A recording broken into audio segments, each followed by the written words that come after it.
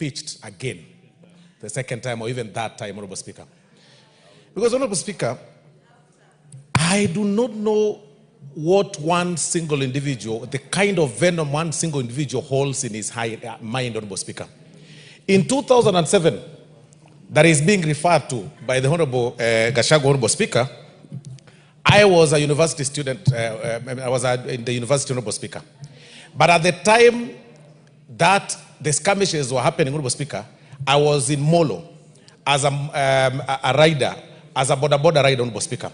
And I remember, Honorable Speaker, being accosted by about 5 people, Honorable Speaker, who wanted me to speak in a certain language, Honorable Speaker, that I didn't understand.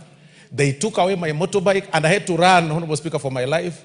I found myself, Honorable Speaker, in a petrol tanker that I didn't know then where it was going, only to find myself, Honorable Speaker, in Lunga Road, industrial area, Honorable Speaker. How can a person describe that, Honorable Speaker, as a Christmas party, Honorable Speaker? How can a person, and along the way, Honorable Speaker, as we were coming, as we were driving all the way from Molo, El Bago, Honorable Speaker, to the entire route, Honorable Speaker, we could see bodies of people splashed across, spread all over, Honorable Speaker. When a person stands, Honorable Speaker, and speaks in such kind of a language and says that, 2027, if this and this does not happen, and anytime the guy speaks, Honorable Speaker, his description is only about him. It's issues, it's about him. Honorable Speaker, I think it's about time that we advise him to see a psychiatrist, Honorable Speaker. He needs to see a doctor. He needs to do his mental check, Honorable Speaker. And I think doctors here should refer some very serious psychiatrists, Honorable Speaker, to see to him, Honorable Speaker. Because it's quite unfortunate that anything you speak is about your area. Anything you speak is about your village. Honorable Speaker, that is a disease I refer to villagitis. That when you wake up, the only place you'll have is one village. When you speak about one area. When you wake up, you speak, even the meetings you hold is from one village, Honorable Speaker. How selfish can an individual be? That any person that does not subscribe to your line of thought is an enemy. Your particular line of thought, be it artists who are working hard for themselves, be it politicians who are, engaged in political associations across, those are your enemies. How selfish can one individual be? From your family, from your home, you are selfish. Where you take over everything that belongs to the late brother's family, Honorable Speaker, because taking advantage of the position that you had. Now, in the political scene, you are extremely selfish. That if you see artists visiting a deputy president, a sitting deputy president, and rant about them, Honorable Speaker, it's about time we call out the NCIC, we call out the National Police Service, we call out the IG for selectively, for being selective on matters law, Honorable Speaker. Because it's about time Wamunyoro be arrested. The Honorable GACHAGUA should be behind bars for the statements that he made. If those statements, Honorable Speaker, were made in the previous regime, perhaps somebody would be running up and down, Honorable Speaker, with a battalion of lawyers. I think we are too tolerant. I believe even the independent bodies in the Constitution are becoming too tolerant, and they are going to affect this country.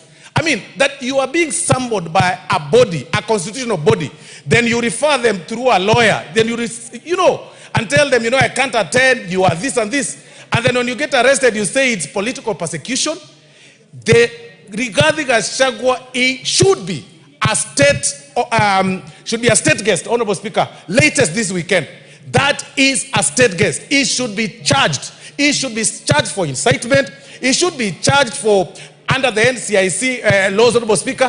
He should be charged, Honorable Speaker, he shouldn't be allowed to run up and down, Honorable Speaker, talking venom and spitting venom and calling everybody all kind of names, Honorable Speaker. These dramas, Honorable Speaker, must come to an end, especially now that we are heading to the election, Honorable Speaker. I beg to support Honorable Junet. Thank you very much.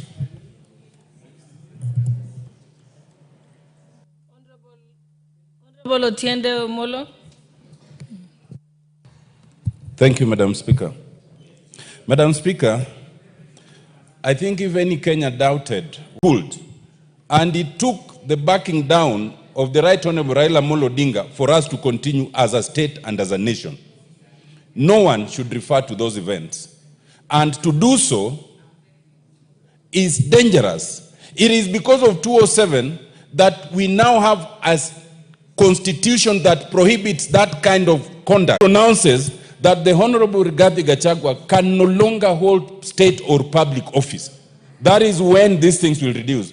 And I invite you, Madam Speaker, that through the Speaker's communication, it might be important to guide this House, whether we can do so by way of a petition, or whether we do so by way of a special motion, or whether we do so by way of a special inquiry by the House as the House, so that we pronounce ourselves on that matter.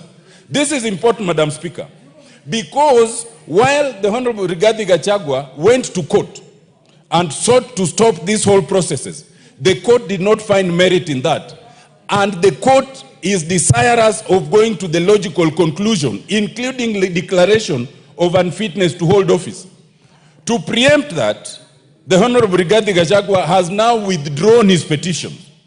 Two things. One, I want to urge this House, through its lawyers, to insist to the court to go to the merit of that matter. We want the court to declare whether Parliament was wrong or not, including fitness to hold office. But two, Madam Speaker, I think at the same time, I think we need to re-examine that very matter. I want to say, Madam Speaker, that the NCIC is a body that was established for these very purposes. I have served as a commissioner. I never saw a day when anybody dared the commission in defiance of a summons. I think that is the height of impunity. If we were to go there, then we will no longer have a country, because we are all capable of saying a lot of bad things. I want to urge the NCIC to come of age and do what it needs to do. I want to urge that the NCIC must be shown to bite. Just 1 minute, Madam Speaker. You know, the Honorable Rigathi Gachagua cannot say that I will not attend because there are others who have uttered things that they've not been summoned. Anyone who says such things should be summoned. But in law, you cannot say that I am not guilty because Otiende Amolo is also guilty. No, guilt is personal. Accept your own guilt and then let the others be dealt with. Just the way you cannot confess on behalf of the others. I want to say lastly, Madam Speaker, that this matter is so serious that it should not be left at the level of a general discussion as we are doing it. It must be concretized, because we found Rigathi Gachagua unfit to hold office. It is not just the court that can do that. Even a House of Parliament can do that, with the consequence that you cannot hold any other public office. I so submit, Madam Speaker.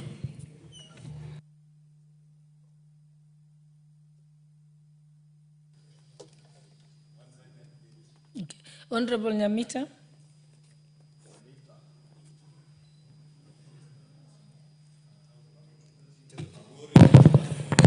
Thank you, Madam Speaker. I rise to also support this motion by Honorable Jeanette. Madam Speaker, where I come from, particularly in my constituency, we have families that buried bodies without heads. Madam Speaker, in my region, there are families that buried heads without their bodies. And yet in the same region, Madam Speaker, there are families that are yet to account for their loved ones. There are people whose children were butchered as they watched in Naivasha. There are people who have not recovered from what happened in 2007.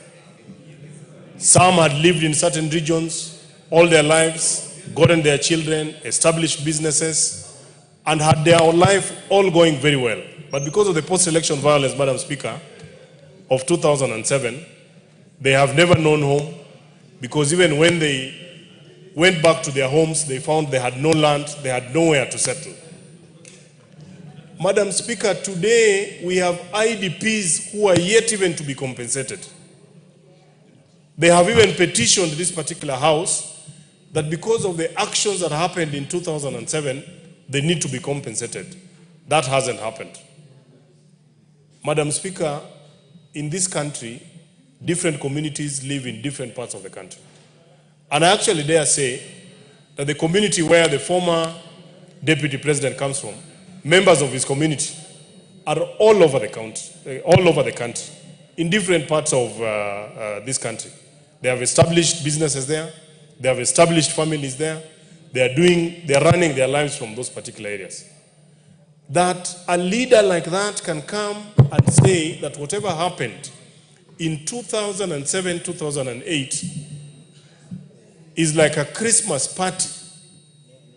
To imagine that such a leader would want to be elected and that we are going to have many other Christmases with such an individual. I think in this particular house, Madam Speaker, we have never felt vindicated. We feel vindicated that the action we took to impeach the mistake of a deputy president that we had, we feel completely vindicated. Even if we were to rewind time, we would still do the same. Madam Speaker, as if that is not enough, subsequent statements from this very gentleman, like over the last weekend, he is now almost dictating the uniform, even the dress code of the people from his region. He is dictating who you are speaking to. He is going to dictate which church you are going to. He is going to dictate which car you are going to drive. He is going to dictate what food. Madam Speaker, I just want to tell Kenyans that no one should listen to Rigathi Gachagua. He is not only dangerous to this country, he is even dangerous to himself. In fact, part of the allegations when they were brought here to the assembly were issues to do with him having grabbed property from his family. We feel vindicated. I sympathize with the people that are, every other weekend behind this gentleman and saying that this is a leader we want for this country. I can tell you, the current president might have his own issues. And I dare say that the president that we have now will not solve all our problems, even if we gave him 15 years. But he's putting us on the right path to how our problems in this nation are actually going to be resolved.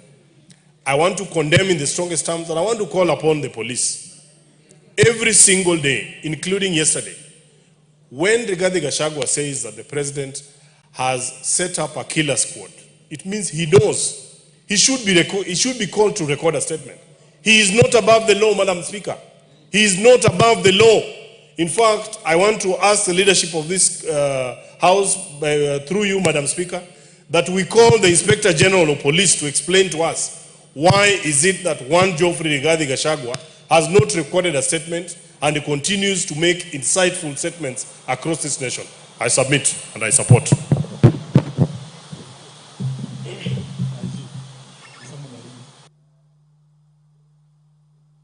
The Honorable Hamed Abdisirat.